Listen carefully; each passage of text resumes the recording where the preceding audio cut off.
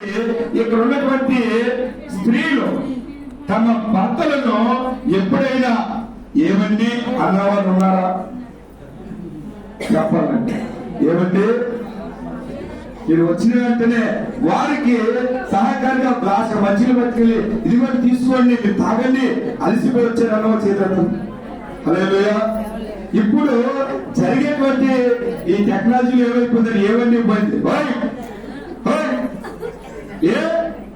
నిన్నే ఈ రీతిగా అయిపోయిందండి. హల్లెలూయా. నిజం చెప్పండి. లేదండి, మా భక్తులను మేము ఎప్పుడు చాలా గౌరవించాము, ఇప్పటికీ కూడా గౌరవిస్తున్నాం. మా ఎదుర్కొంటున్నటువంటి పెద్ద తల్లి నాన్నమ్మాయిలు అవుతారో, నేను చిన్న వయసు నాది 36-37. ఇక్కడ మన తల్లి గారి వయసు ఎంతండి అమ్మ? దగ్గరే పెద్ద ఆవిడ. వీరి హయంలో భర్త పేరు చెప్పడానికి కూడా చెప్పేవారు కాదంటే, భర్త పేరు ఆయనండి లేరండి అంటే గౌరవంగా పేరు చెప్పడానికి కూడా వాళ్ళు ఏంటంటే చెప్పకూడదు, ఆ పేరు పెట్టి పిలవకూడదు అనేటువంటి అంత గౌరవంగా ఉండేవారు పెద్దవారు.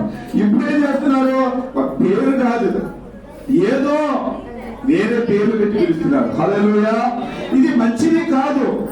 ఇప్పుడు మేలుగా ఉండాలా లేకపోతే మేకుగా ఉండాలా?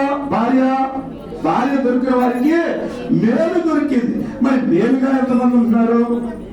ఇంటికి వచ్చేటప్పటికి భర్త ఎందుకు వచ్చానా నేను ఇంటికి, ఎప్పుడు వెళ్ళిపోవాలని కాదు, ఎప్పుడు నా కుటుంబంలోకి, నా ఇంటికి నేను ఎప్పుడు వెళ్ళాలి, ప్రశాంతంగా ఉండాలన్నటువంటి రీతిగా ప్రతి భార్యలు తమ భర్తలను చూసుకోవాలని దేవుడి పేరట ఆజ్ఞాపిస్తున్నారు. హల్లెలూయా, హల్లెలూయా. పరిశుద్ధ గ్రంథంలో తెలియపరుస్తూ ఉంది. ఎందుకంటే మేలుగా మనం ఉండాలండి. పేరు పెట్టి ఈ రోజున గౌరవంగా, అందుకే పరిశుద్ధ గ్రంథంలో దేవుడు ఏర్పాటు చేసినటువంటి ఆదాము, అబ్రహాము, శారా ఉన్నారు. శారా తన భర్తను ఎలా పిలుస్తుందంటే యజమానుడా. అందరూ చెప్పాలి, యజమానుడా.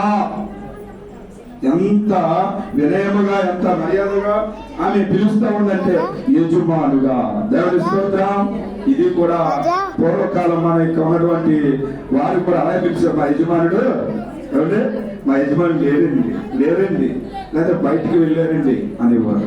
ఇప్పుడు అలా లేదు. ఆయన ఎక్కడికి పోయాడండి, ఎక్కడికి వెళ్ళాడండి, అది పేరు పెట్టి అంత అలాగైపోయింది. ఇక వివాహ వ్యవస్థలో కొన్ని మార్పుల వలన. దేవుని స్తోత్రం. ఇదే పరిశుద్ధ గ్రంథం చెప్తా ఉంది. ప్రతిదీ కూడా ప్రతిదీ కూడా విలువగా అన్ని కూడా సౌమ్యంగా ఉండాలని పరిశుద్ధ గ్రంథంలో ప్రభువైన యేసుక్రీస్తు వారు రాయడం జరిగింది. దేవుని స్తోత్రం. మేలు దొరికే వారిగా మనము ఉండాలి.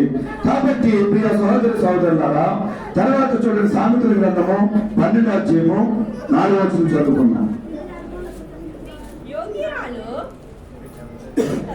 యోగ్యురాలు తన పెనిమిటికి కిరీటము. హల్లెలూయా.